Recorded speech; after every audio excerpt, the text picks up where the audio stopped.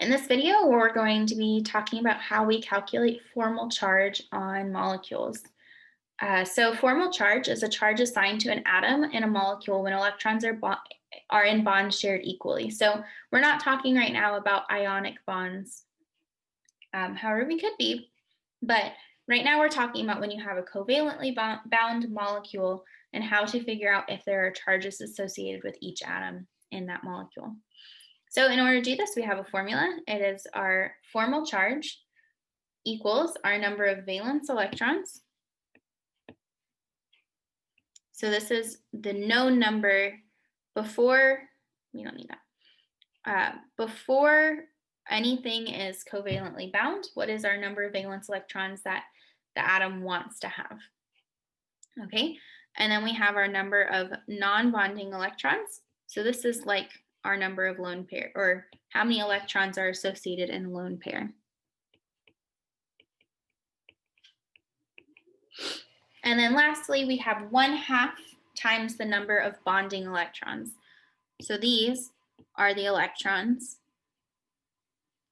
in covalent bonds.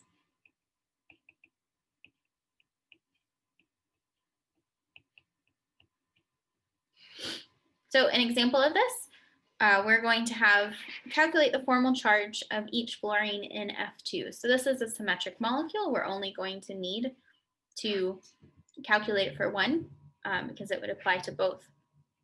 So we have formal charge equals our number of valence electrons, which in this case is 7.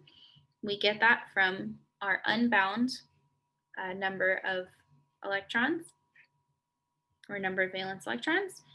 Then we have our number of non-bonding electrons, so our lone pairs. We have 6 electrons associated in lone pairs in the final product. And then lastly, we subtract 1/2 times our number of electrons in bonds. So in this case, we have one covalent bond, which equals 2 electrons.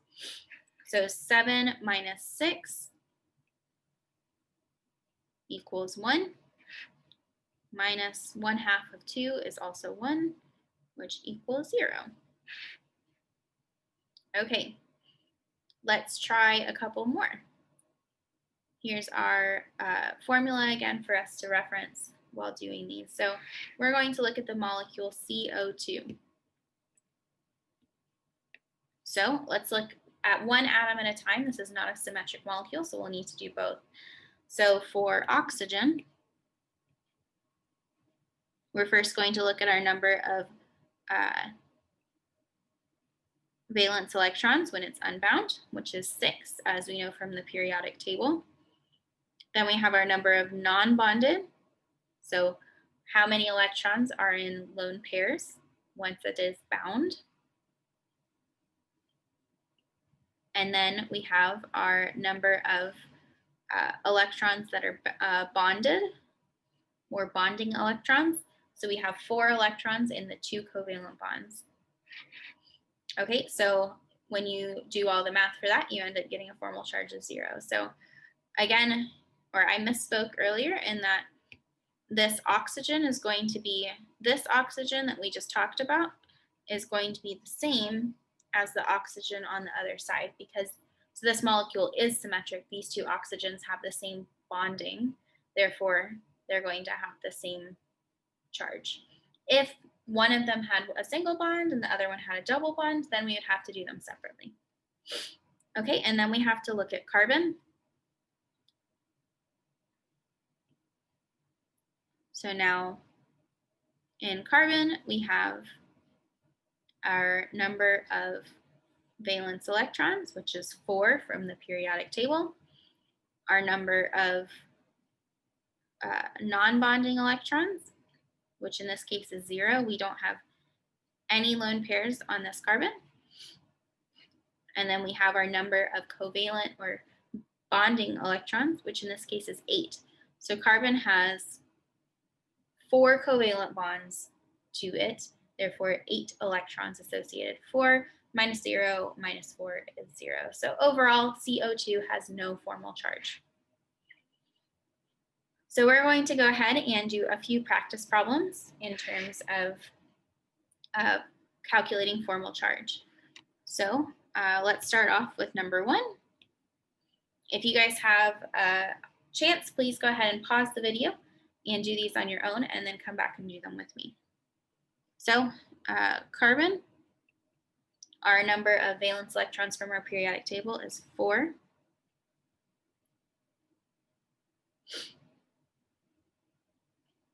Just double check my colors real quick. We have 4 valence electrons from the periodic table. We then subtract our number of non-bonding. So in this case, carbon has no lone pairs, so that's -0. And then -1/2 our bonding. We have 4 covalent bonds to carbon, therefore we have 8 electrons in covalent bonds. That means that we will overall have 4 - 0 - 4, which is a charge of 0. Okay, we're going to stick with one color for the rest of these. So hydrogen, its number of valence electrons is 1. It has no lone pairs, therefore 0 is the next number, the non-bonding, -1/2 the number of bonds. So we're only talking about 1 hydrogen here. They're all the same, but we're only talking about 1. Therefore, we have 1 covalent bond to the hydrogen, 1/2 of 2. So 1 - 1 is 0. So this overall has no charge associated with the molecule. Okay, down in the bottom, we have this SO2 molecule. So if you're following along, we made this Lewis dot structure back in our last practice video. So now we need to assign the formal charges associated. So I am going to use a couple different colors in this. To label, we have 2 different oxygens, therefore we need to have 2 different calculations. Okay, so let's start with sulfur in the middle, the easiest. So we're going to have sulfur has 6 valence electrons according to the periodic table. Subtract our number of non-bonding, so we have 1 lone pair. Therefore, we have 2 electrons associated in that lone pair. -1/2 our number of covalent bonds or bonding electrons, so 6 bonding electrons. So 6 - 2 - 3 equals +1. So our sulfur is going to have a +1 charge associated with it. Okay, now let's try our pink oxygen. So you guys are welcome to use different colors just like I am in order to label your atoms, or you could just call them oxygen number 1, oxygen number 2. That works too. Oxygen has 6 valence electrons. This particular pink oxygen has 4 electrons that are non-bonding in its lone pairs. And then it has 2 covalent bonds, therefore 4 covalent or bonding electrons. 6 - 4 - 2 is 0. So the pink oxygen does not have a charge associated with it. Okay, and then our green oxygen, we have, again, 6 valence electrons. Then we subtract our number of non-bonding electrons, so we have 6 in the lone pairs. And then 1/2 the number of bonding electrons, which is 2. So 6 - 6 - 1 is -1. So we're going to have a negative charge on that oxygen. Okay, number 3. We also did this earlier in our Lewis dot structure practice. We have CO. This is a molecule that if you breathe it in, is poisonous to humans. Your body thinks that it's O2 instead of CO, and it treats it like O2, and then it does bad things. Okay, so let's look at each of these atoms separately. So oxygen, we have oxygen on the periodic table wants 6 valence electrons. You don't need that. In this molecule, it has 2 non-bonding electrons and 6 bonding electrons. So 6 - 2 is 4, -3 is 1. So we have a +1 charge on the oxygen. Okay, moving on to carbon. Carbon has 4 valence electrons. We subtract our number of non-bonding electrons, which is 2 in our lone pairs. And then 1/2 of our bonding electrons, which is 6.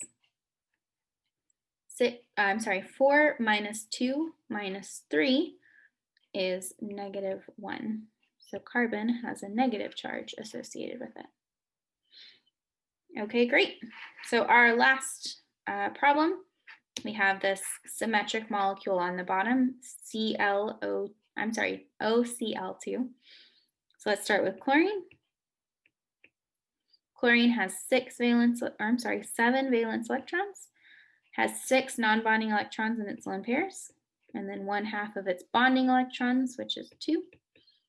7 minus 6 minus 1 is 0.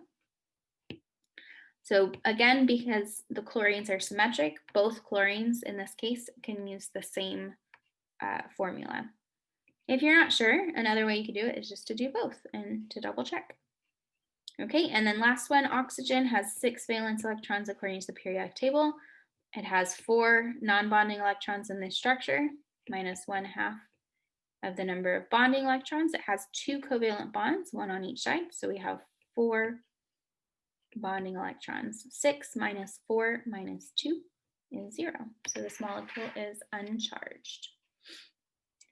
Okay, so that is where this video is going to end. I hope you guys had some good practice with the list dot structures, and I'll see you in the next one.